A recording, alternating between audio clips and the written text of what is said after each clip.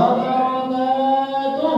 Waalaikumsalam warahmatullahi wabarakatuh. Innal hamdalillah wa nasta'inuhu wa nastaghfiruhu wa na'udzu billahi min shururi wa min sayyiati a'malina may yahdihillahu fala mudilla lahu wa may yudlil fala hadiya lahu.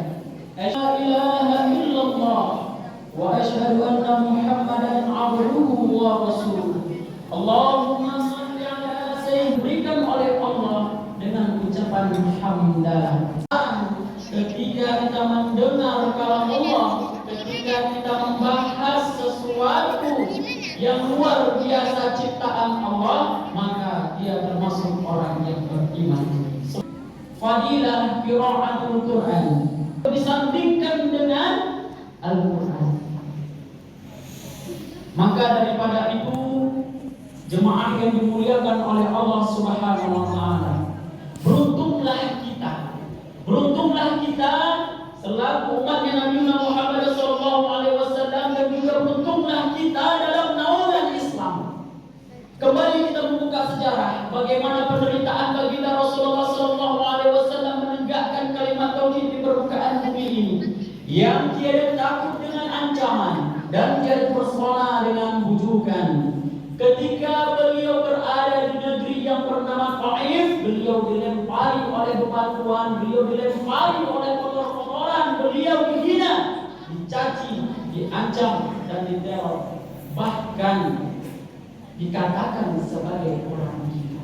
Mengorbankan jiwa raganya demi menegakkan kalimat tauhid la ilaha illallah. Bahkan sejarah mengatakan bercucuran darah di wajah beliau sampai ke sandal yang beliau pakai. Untuk kita belajar, dan juga tak ada kata terlambat, kita tak bisa. Karena semuanya kita hidup hanyalah bagaikan sementara, dan semua dengan ilmu itu ada di dalam Al-Quran. Nak kita kuasai dunia harus dengan ilmu. Nak kita kuasai akhirat nanti supaya kita nyaman juga dengan ilmu. Mau kedua-duanya juga dengan ilmu. Semuanya ada di dalam Al-Quran. Man arada dunya fa'alaihi bil'ilmi, wa man arada al-akhirah fa'alaihi bil'ilmi, wa man aradahuma fa'alaihi bil'ilmi. Maka selagi kita masih diberikan Allah rezeki, waktu, kesehatan, kesempatan, mari sama-sama kita dalami Al-Quran dan kita baca Al-Quran dan jadikan dia teman kita. Dari bahasa Qur'an yaqra'u qira'atan, yang artinya membaca atau bacaan. Apa fadilah, apa keutamaan dalam membaca Al-Quran atau dalam mengamalkan Al-Quran? Setidaknya akan kita bahas ada 5 keutamaannya. Yang pertama, mendapatkan pahala yang berlipat-lipat. Kalaulah di luar bulan suci Ramadan, ketika kita membaca ayat suci Al-Quran, dalam 1 huruf itu pahalanya 1, setimbang dengan 10 kebaikan. Bayangkan, Allah izinkan kita menampakkan kaki di umur kita sekarang ini di bulan suci Ramadan, di mana semua amal ibadah kita lebih dilipat-lipat gandakan oleh Allah. Saking buktinya sayangnya Allah.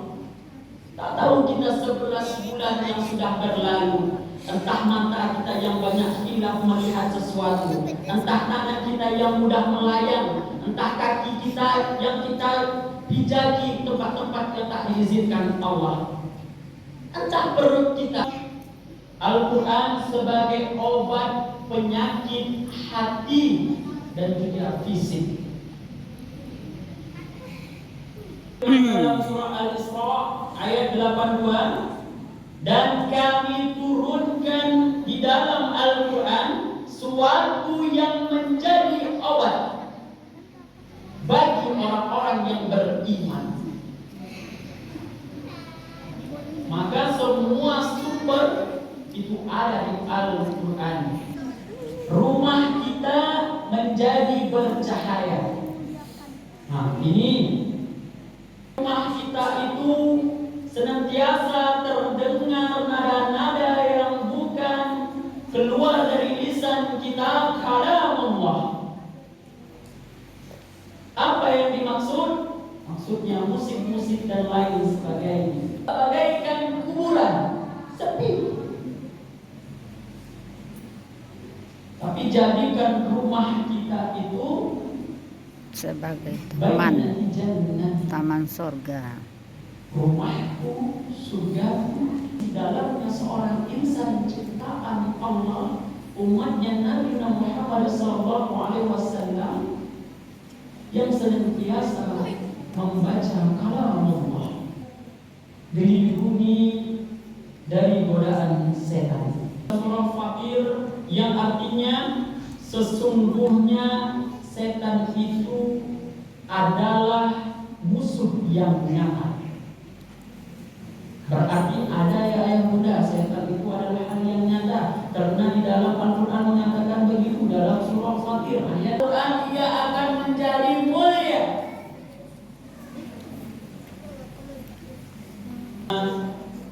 Memberikan syafaat pertolongan di akhirat kelak.